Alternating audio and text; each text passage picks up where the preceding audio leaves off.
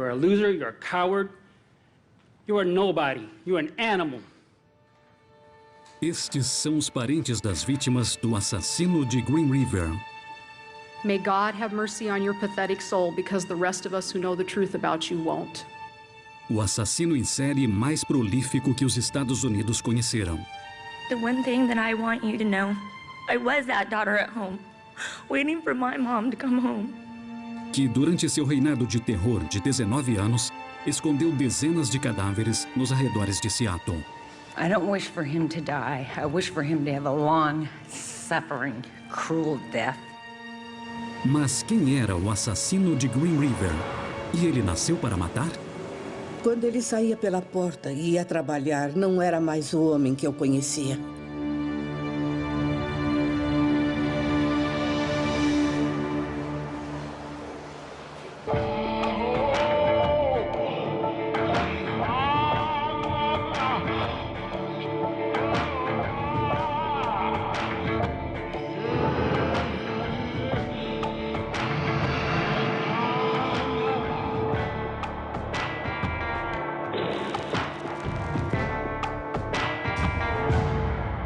Dementes. International Boulevard. A velha rodovia 99, próxima ao aeroporto de SeaTac, em Seattle. 30 anos atrás, um local famoso.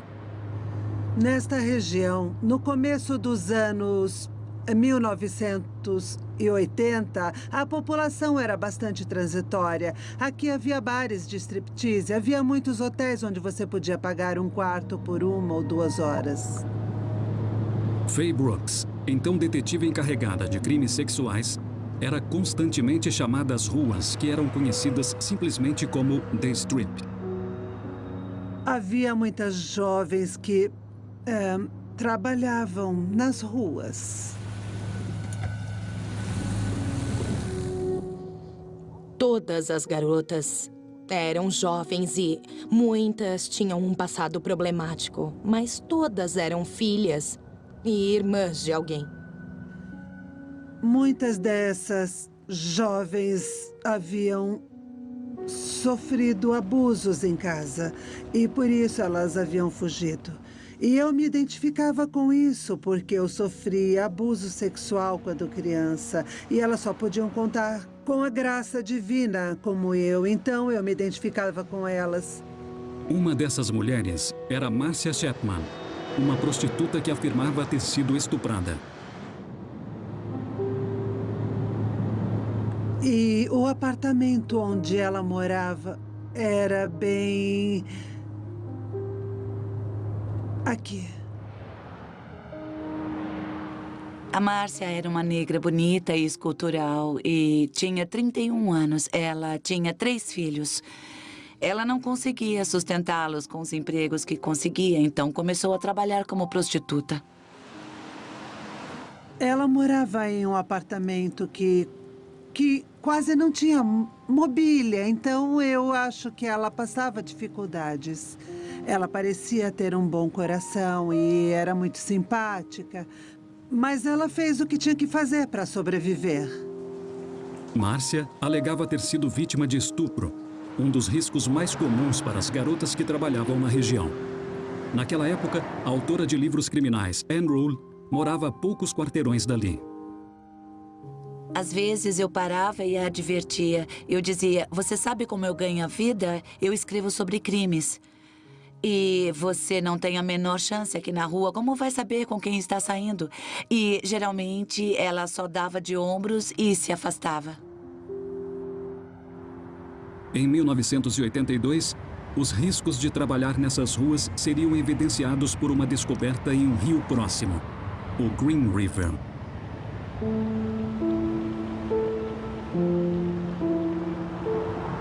Tinha um homem no rio, em um bote, e ele viu algo na água e achou que fosse um manequim. Mas não era um manequim, era um corpo humano e havia 2 corpos. E a mão de uma das vítimas estava balançando com a correnteza. Era como se ela estivesse acenando e dizendo, eu estou aqui, por favor, me ajudem. Mas, claro, era tarde demais. Quando a polícia investigou a cena do crime, fez outra descoberta macabra. Quando fizemos a busca no local onde as vítimas foram encontradas, encontramos a terceira vítima na margem. Elas estavam a poucos metros umas das outras, então ficou claro que o mesmo assassino havia jogado os corpos lá. As 3 mulheres haviam sido raptadas na região de prostituição por alguém que o FBI chamou de assassino em série organizado. O assassino organizado planeja mais, premedita mais, ele consegue elaborar crimes e realizá-los com muita eficiência, principalmente porque ele não possui quase nenhuma compaixão por outros seres humanos. Ele trata a vítima como um objeto de desejo, ou seja, trata-se de um psicopata sexual. As vítimas são Opal Mills, de 16 anos, Cynthia Jean Hines, de 17 anos, e Marcia Chapman, de 31. Quando eu descobri que era a Márcia, eu fiquei... Eu nem tenho palavras para descrever. Eu só pensei, meu Deus, ela foi morta. Foi muito triste. Nós não sabíamos que era apenas o início de um reinado de terror e que nós ficaríamos muito tempo sem saber quem era o assassino. Na região de prostituição de Seattle, o assassino de Green River havia encontrado um local de caça abundante, que permitiria que ele fizesse um número de vítimas sem igual na história dos Estados Unidos. Os corpos de 5 mulheres jovens haviam sido descobertos em um rio de Seattle. Elas haviam desaparecido de uma rodovia conhecida como The Strip, onde a prostituição era comum. E o assassino de Green River só havia começado.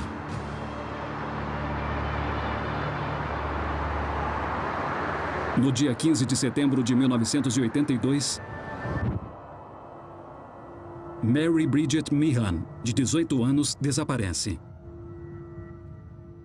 A Bridget era a filha amada de uma família católica de Bellevue, um bairro muito rico de Seattle. Mas ela fugia muito da escola e se juntou a um namorado chamado Ray. E eles foram morar num hotel barato na rodovia 99. Ela saiu... Eu acho que ela estava fazendo alguns programas e ela não voltou. A família ficou muito abalada porque ela estava grávida de 8 meses e meio. Para todo assassino em série, os seres humanos são como objetos. Não existe uma ligação emocional. Não existe nada. No dia 20 de setembro, outra garota desaparece. Deborah Lohane Estes, de 15 anos. Mas a polícia ainda não havia conseguido identificar o assassino.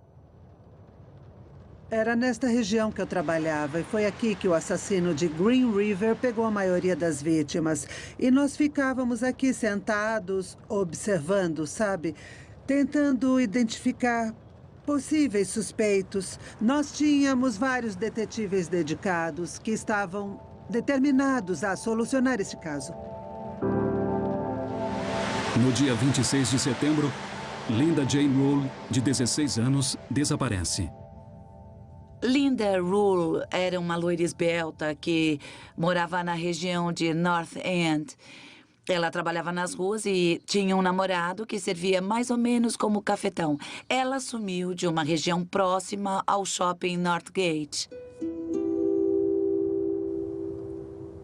Como todo assassino em série, ele parecia ter a habilidade de detectar vulnerabilidade em vítimas em potencial. Ele não pegava as mulheres mais experientes, ele procurava as mais novas. Ao final de 1982, 15 jovens haviam sido encontradas mortas. E a pressão aumentava sobre a força-tarefa policial. As pessoas esperavam que a polícia o prendesse.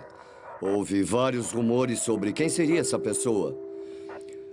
Houve até especulações de que poderia ser um policial, por causa do acesso que os policiais tinham a todas aquelas mulheres da comunidade.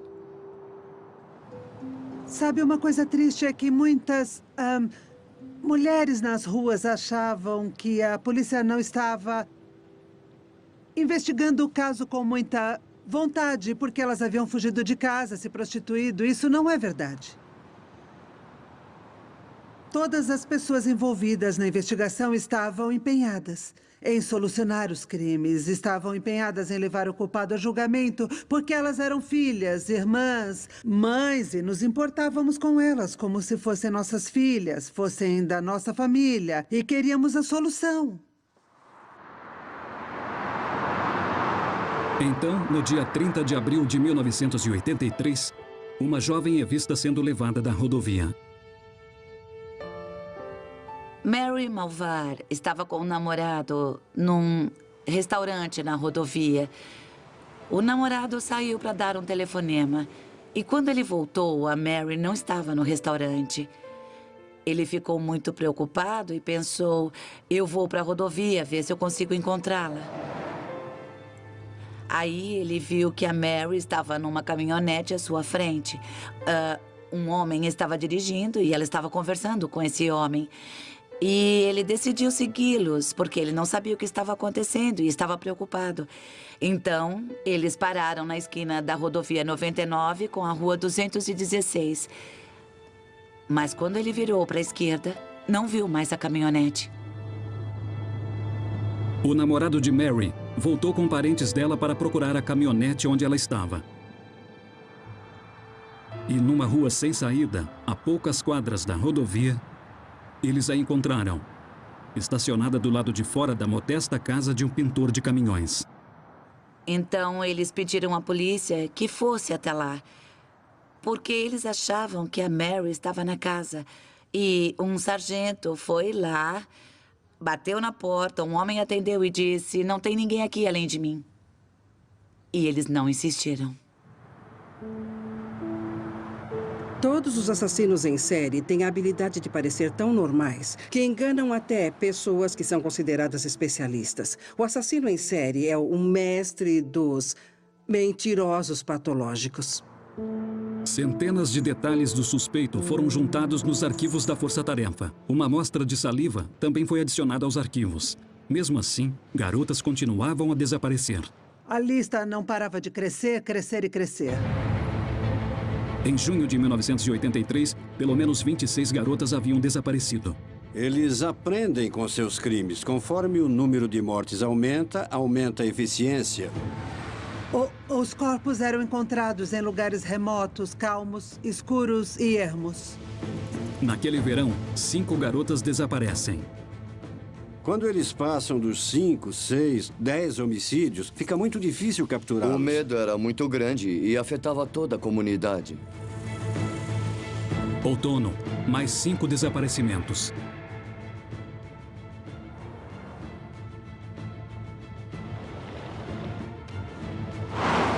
Ele estava à nossa frente. Nós queríamos pegá-lo, queríamos detê-lo. Inverno e primavera de 1984. Mais 4 garotas desaparecidas.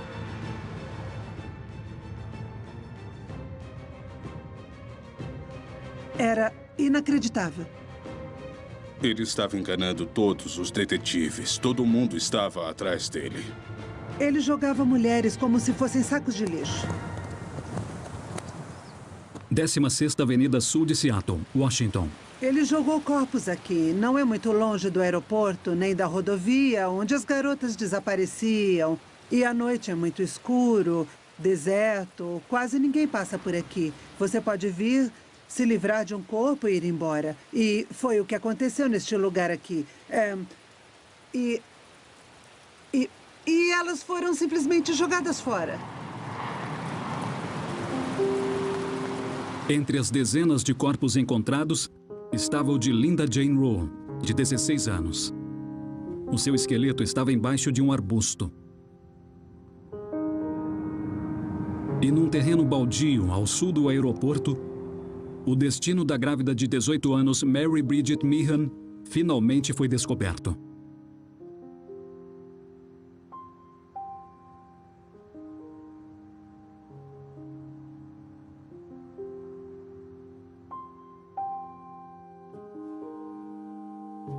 Até a primavera de 1984, o assassino havia feito mais de 40 vítimas. Mas então, algo mudou. As mortes, aparentemente pararam. Muitos acharam que ele tinha ido embora. É extremamente incomum um assassino em série simplesmente parar de matar. Um assassino em série geralmente só para de cometer crimes quando é preso ou quando ele mesmo morre.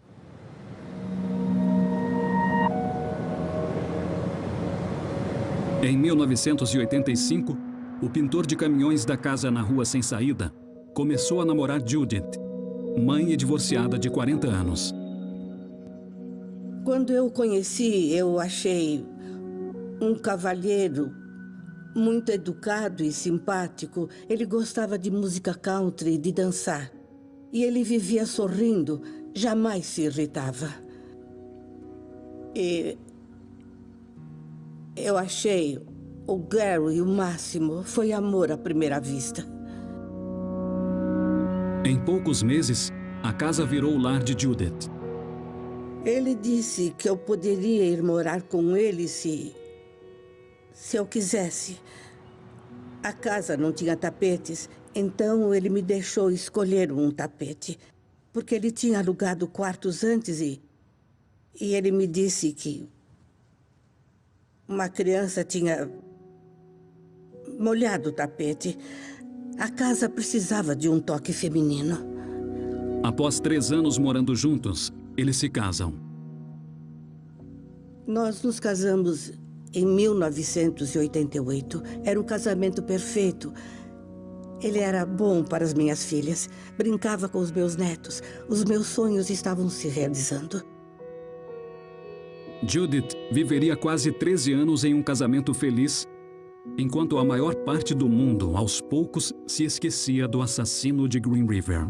A maioria, exceto os homens e mulheres da força-tarefa policial.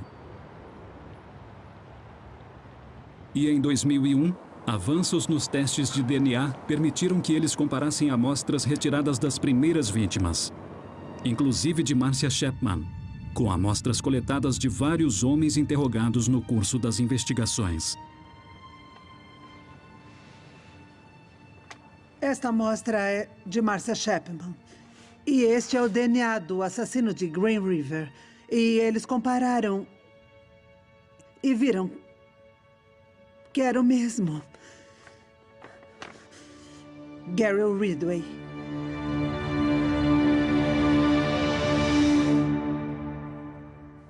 Eu simplesmente... eu não conseguia acreditar. Eu fiquei arrasada, em estado de choque. Eu acho que fiquei negando. Eu não queria acreditar. Somente então, o mundo descobriria a verdade chocante sobre o marido de Judith, Gary Ridgway, o assassino em série mais prolífico da história dos Discovery. Durante a década de 1980, o misterioso assassino de Green River rondou livremente pela zona do meretrício de Seattle, deixando um rastro de corpos. Em 2001, um teste de DNA ligou o pintor de caminhões de 52 anos, Gary Ridgway, às primeiras vítimas. Ele é considerado o assassino em série mais prolífico da história dos Estados Unidos. Nós sabíamos que esse seria o maior caso criminal na história do estado de Washington. Os advogados da defesa e da promotoria agora poderiam interrogar o homem suspeito de cerca de 50 homicídios. Eu entrei por um corredor e ia abrir uma porta e ser apresentado ao suposto assassino de Green River. Passam 1000 coisas pela sua cabeça. Você pensa, ele vai ser violento? Será que vai chorar? Vai se fingir de louco? Mas aí eu acabei entrando e... uau, não foi nada do que eu esperava. Pretty good. Nós olhamos um para o outro pensando... é este o cara que engana todo mundo há 20 anos? O mais extraordinário era que ele era normal. Sleep okay? No. Well, that didn't look like the Hilton in there. I got a glimpse of it. Well, it had a Posturepedic mattress in there, so it was Sears, so that was good. Okay. Yeah, a little bit hot in there, but... Se você não soubesse o que ele havia feito, você gostaria dele. Um monstro dentro dele estava bem escondido. As pessoas querem atribuir traços e qualidades extraordinárias a esses criminosos, mas, na grande maioria, eles são indivíduos bastante comuns. Exceto pelos crimes incomuns que eles praticam. Então, quem era o suspeito de ser o assassino de Green River? Gary Ridgway nasceu em 1949, o segundo de 3 filhos. Ele morava numa pequena casa, não muito longe da rodovia do Strip. A mãe dele cuidava da casa e trabalhava meio período numa loja de departamentos. O pai dele era motorista de ônibus. Gary às vezes andava com o pai no ônibus e o pai dizia: está vendo aquela mulher? É uma prostituta, elas são a escória do mundo. E ele ofendia as prostitutas, dizia que eram depravadas e sujas. E por outro lado, houve alguns episódios em que Gary lembra que o pai o deixou dentro do carro enquanto ele, o pai, ia fazer sexo com uma prostituta. A colega de escola Terry Rochelle lembra que Gary Ridgway era mais retraído do que os irmãos. O irmão dele era bem extrovertido e, sabe, tinha mais personalidade. E o Gary era mais quieto e arredio. Eu acho que essa é a palavra certa. Ele era só um pirralho, o irmão menor, sabe? Ninguém prestava muita atenção nele. Eu diria que ele passou a maior parte da vida dele na sombra. Na escola, o esforçado Gary não conseguia se destacar. No entanto, nas reuniões de pais, a sua mãe, Mary, se destacava. Todas as mulheres olhavam torto para ela porque ela usava um cabelo bem armado, muita maquiagem, mini saia, que não estava muito na moda naquela época, principalmente para uma mãe. Ela parecia sempre estar querendo ser glamourosa e não se parecia nem um pouco com as outras mães. Eu lembro que ela sempre usava aqueles shorts apertados, decotes, blusas decotadas e cabelo mais comprido. Ela era uma mulher bem atraente.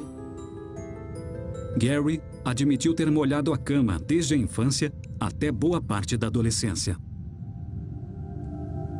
Quando ele molhava a cama, a mãe o colocava na banheira e dava banho nele, lavava os genitais dele.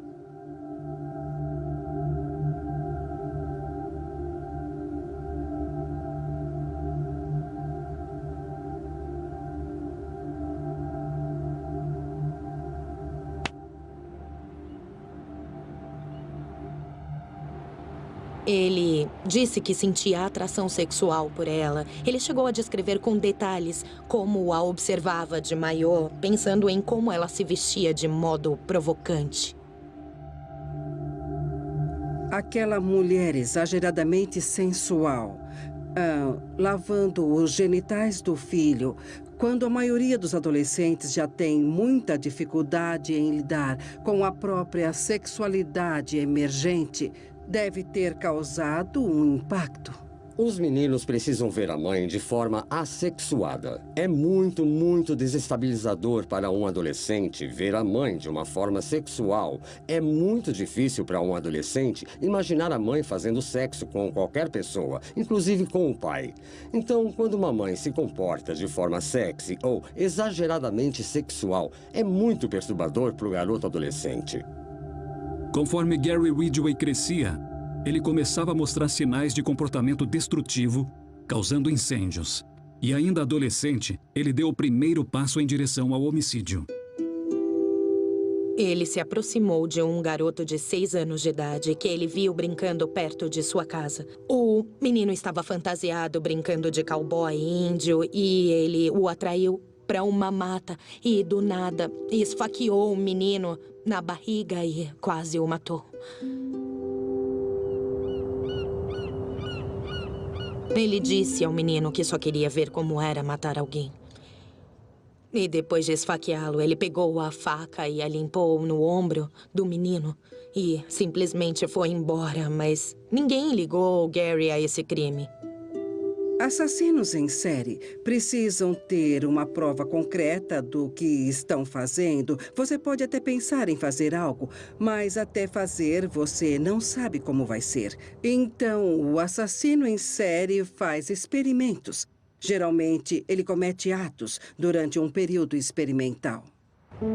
No ano seguinte, aos 21 anos, Gary se casa com uma namorada de longa data e entra para a Marinha. Quando ele voltou de um período servindo nas Filipinas, a mulher dele confessou ter tido um caso com um amigo deles. E foi aí que ele começou a se referir a ela como prostituta e a usar vários palavrões. E esse foi o primeiro de uma série de relacionamentos que não deram muito certo. No começo dos anos 1970, Gary conseguiu emprego pintando caminhões na fábrica de Kenworth. Ele então conheceu e se casou com sua segunda esposa. Ele gostava de fazer sexo repetidas vezes durante o dia. Sempre que as mulheres que estavam com ele concordavam. Eles saíam de caminhonete e ele adorava fazer sexo em lugares públicos, onde eles poderiam ser descobertos a qualquer momento. Mas após terem um bebê, o relacionamento deles se deteriorou. A esposa de Gary o deixou quando o filho estava com 5 anos. E isso o magoou muito. E essa foi a época em que ele começou a sair frequentemente com prostitutas. Gary Ridgway afirmou ter ficado viciado em prostitutas. Na verdade, ele foi interrogado pela polícia sobre suas atividades na rodovia do Strip várias vezes na década de 1980. Ele até foi submetido a um detector de mentiras quando foi questionado sobre os assassinatos de Green River. Quando a pessoa testada não tem consciência, não tem remorsos nem preocupações, ela consegue passar pelo detector. Ele era um grande mentiroso. Ele era bom de conversa, ficava falando e contando histórias e... Durante um tempo, eu até achei que fossem verdadeiras. E quando eu ia visitar o Gary na cadeia, ele me dizia que estava tudo bem, que ele era inocente, que não tinha matado aquelas mulheres, que não... E... eu acreditava nele. Ao ser interrogado em 2001, Gary Ridgway continuou a se declarar inocente. Até esse ponto, o Gary insistia que eles haviam prendido a pessoa errada, que ele havia feito sexo com muitas prostitutas, mas não havia matado nenhuma. E essa seria, essencialmente, a defesa. Mas, quando evidências forenses o ligaram a mais 3 vítimas, a versão de Gary mudou. Eu estava com outro advogado na sala, esperando pelo Sr. Ridgway. Eu não sei do que estávamos falando, mas nós dois estávamos sorrindo quando ele entrou. Aí ele disse, vocês não vão sorrir ao sair daqui. Eu menti para todos vocês. Eu manipulei todo mundo durante todos esses anos. Eu matei todas elas. Somente naquele momento, os investigadores descobririam o verdadeiro horror dos crimes do assassino. Discovery, no Investigação Discovery. Seattle. Em 2003, o pintor de caminhões de 54 anos, Gary Ridgway, admitiu ser o assassino de Green River, que havia escapado da polícia durante quase 2 décadas. Um homem responsável pela morte de cerca de 50 mulheres. Passível de receber a pena de morte, ele propõe revelar todos os seus crimes em troca da prisão perpétua. Em nome dos familiares das vítimas, que queriam saber do destino das desaparecidas, a promotoria aceita. Gary Ridgway revelaria o verdadeiro horror de seus crimes. Os investigadores, então, descobrem como o assassino de Green River sequestrava tão facilmente suas vítimas, mesmo no auge do pânico da população. Ele se aproximava como uma pessoa muito meiga, simpática, confiável. Em uma ocasião, ele estava com um filho no carro, quando ele pegou uma prostituta. Ele era um homenzinho tímido. Ele não era o tipo de homem de quem uma prostituta teria medo. Elas achavam que ele era um homem de família, que não faria mal, mas ele fazia. When I got through having a climax with her, I jumped on her. Ele dava uma chave no pescoço da garota. How much are you pulling on her neck? I'm pulling really hard on her neck. How? Just like this. What are you saying to her? Don't fight, and I'll let you go. E ele as asfixiava com o braço. I'm feeling, I gotta kill her, I gotta kill her, I gotta kill her.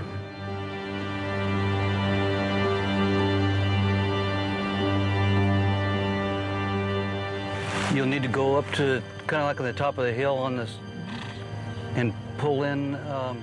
Gary Ridgway levou os investigadores aos locais onde ele havia jogado dezenas de jovens. I just drove in my pickup and camper and parked it, brought her body over and put it a little bit over the hill. Seu método de memorização era lembrar onde havia deixado os corpos. Between this one and that one up there, you think you put like five of them in there. Okay. E ele disse, as vítimas não significavam nada, eu não faço ideia de quem elas eram. Não me interessa se era negra, se era branca, se era jovem, qual era a idade. Elas não significavam nada para mim como indivíduos. What you're getting is what you're gonna get, and that's all you can get because I don't remember. Para todo assassino em série, seres humanos são objetos. Nos homicídios que eles cometem, eles não se lembram dos nomes, não se lembram dos rostos, eles só se lembram da ação concreta de onde os corpos estão. Em um desses locais mostrados por Ridgway estava o corpo de Mary Malvar, a jovem de 18 anos vista pelo namorado na caminhonete do assassino. Ele admitiu que, ao estrangulá-la, ela lutou mais do que as outras vítimas. I put battery acid myself right here and there to cover up scratches. There's a scratch here, scratches here from Milvar. Gary Ridgway disse que era tomado pelo ódio e tentava ferir as vítimas mesmo após tê-las matado. Ele disse que tentou pôr fogo no cabelo de Linda Rule, de 16 anos, já sem vida. Durante os interrogatórios, ele tentava colocar a culpa do que havia acontecido nas mulheres da vida dele, dizendo que as mulheres que ele havia matado eram uma espécie de extensão de todas as mulheres que o haviam decepcionado em algum momento. All the pressure just built and built and built and built. My releasing was killing women.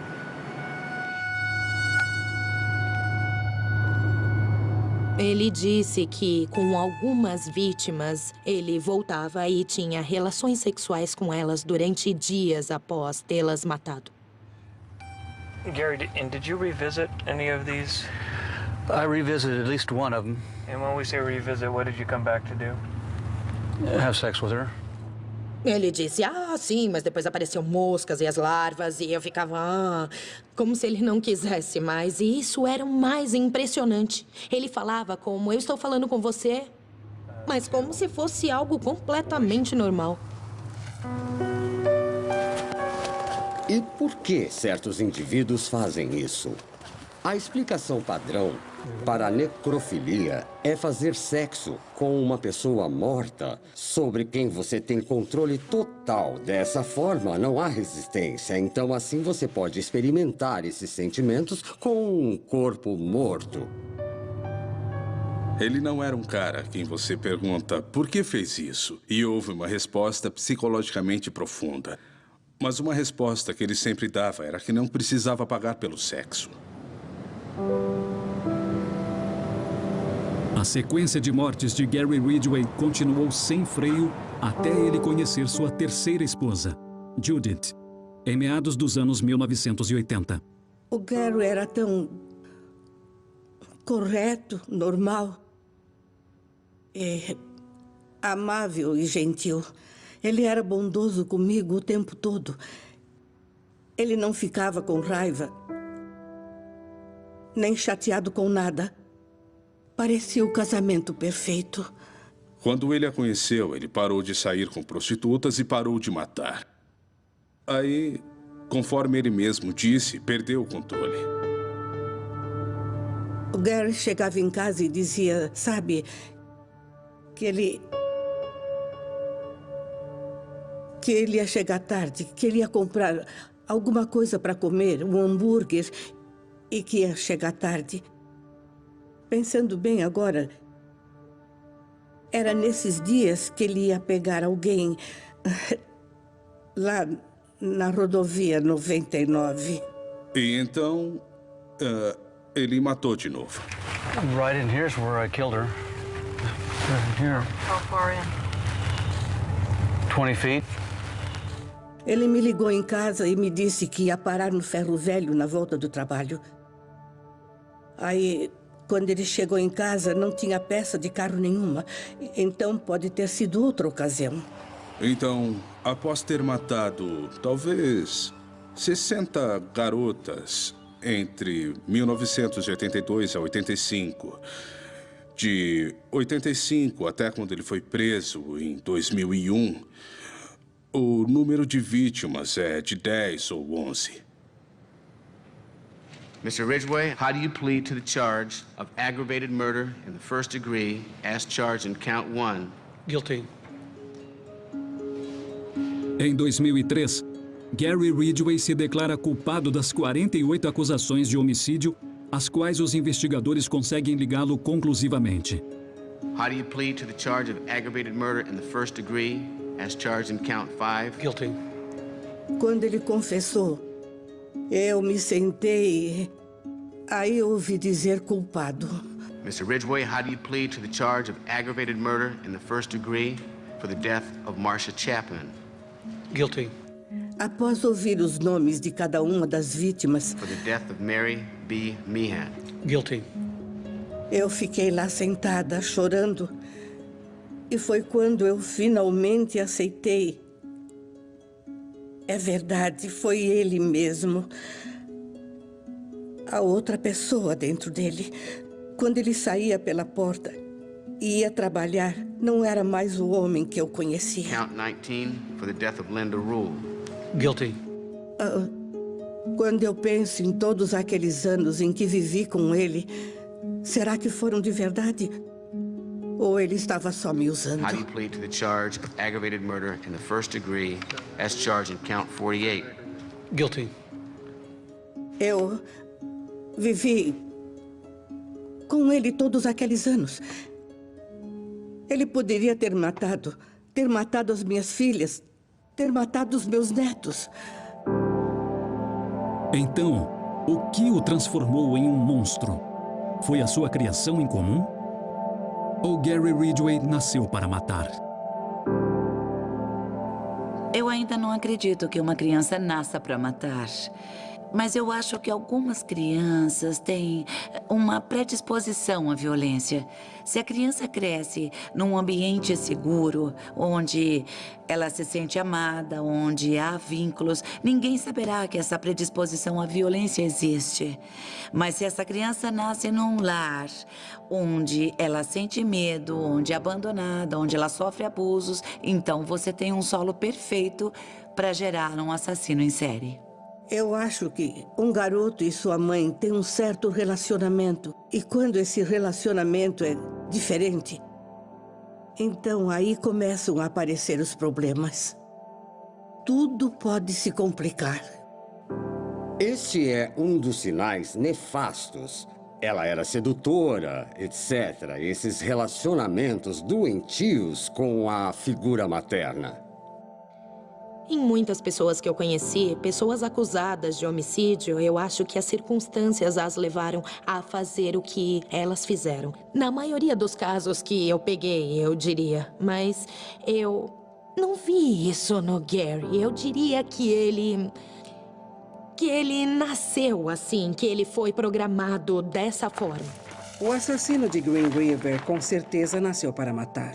Ele foi um indivíduo com um gene diferente que o levou a cometer um número absurdo de homicídios. O cérebro dele certamente é diferente.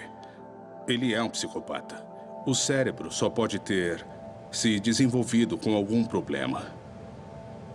Eu não sei se acredito no determinismo. Eu acho que, no fim, é uma decisão. Eu sei que todos nós temos uma certa propensão à violência, mas você pode decidir, pode controlar. E ele decidiu como ele queria controlar. 19 anos após o corpo de Marcia Chapman ter sido descoberto em Green River, Gary Ridgway foi condenado a cumprir 48 penas consecutivas de prisão perpétua, sem possibilidade de condicional. No final, Márcia teve justiça, porque foi o DNA encontrado nela que combinou com o de Gary Ridgway. E Márcia foi vingada. Foi um dia bom. Bom mesmo. Antes de Gary Ridgway ser levado para a cela, o juiz Richard Jones o instruiu a encarar os parentes das vítimas. Havia muita emoção entre os familiares e eles queriam que Gary Ridgway ouvisse. I can only hope someone gets the opportunity to choke you unconscious so you can live through the horror that you put our daughters, our sisters, our mothers through. A dor não iria passar, mas eles teriam um desabafo. The one thing that I want you, Gary Ridgway, to know, I was that daughter at home, waiting for my mom to come home. Para todos nós, conforme os parentes se levantavam e falavam, foi muito tocante. Eu me lembro bem do pai de Linda Rule. There are people here that hate you. I'm not one of them. Homem cheio de compreensão e compaixão. What God says to do, and that's to forgive all. So you are forgiven, sir. Eu estava sentado ao lado de uma pessoa que havia feito as coisas mais desumanas a outros seres humanos. E a poucos metros estava outra pessoa fazendo a coisa mais humana e misericordiosa. Eu quis que ele visse a dor, que visse a raiva e toda a agonia que havia causado em sua vida. Eu quis que ele levasse aquela imagem para a prisão. Então, no balanço de sua vida, aquela seria a última imagem pública que ele teria. You took from me my firstborn child. May her soul and the soul of the other 47 victims rest in peace.